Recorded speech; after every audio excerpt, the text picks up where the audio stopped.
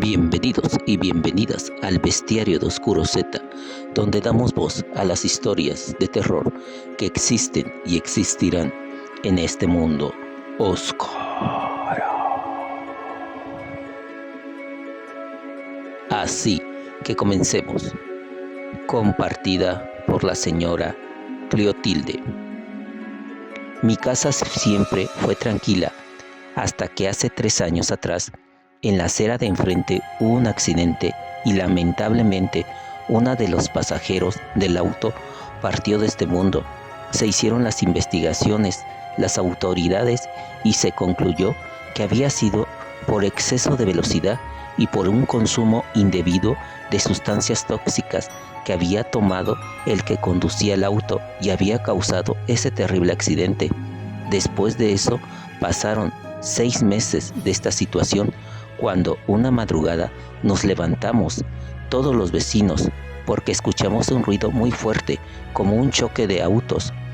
Toda la gente salió a la calle para ver lo sucedido, pero todo estaba tranquilo y solitaria la calle.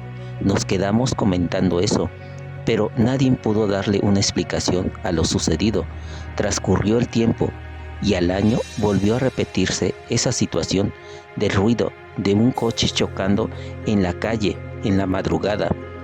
Volvimos a salir a ver, pero de nuevo todo estaba tranquilo.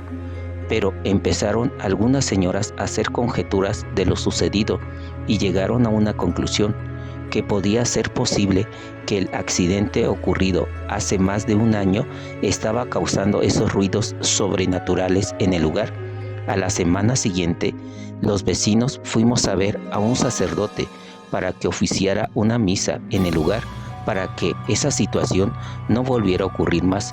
Así se hizo y todo se tranquilizó por 1 año más, cuando volvió a ocurrir lo mismo situación de escuchar ese accidente en el lugar en la madrugada. La verdad, mi familia en ese momento ya no salimos a ver a la calle, solo nos asomamos por la ventana y volvió a ocurrir lo mismo. No había nadie ni nada de carro accidentado. Esa situación vimos que iba a pasar más seguido y con más frecuencia, cada mes o cada 3 semanas, pero es algo que no sabemos por qué sigue ocurriendo. Solo tratamos de ya no salir cuando se escucha algo así de un choque en la calle, por miedo de ver algo que no podríamos soportar o nos podría traumar de por vida.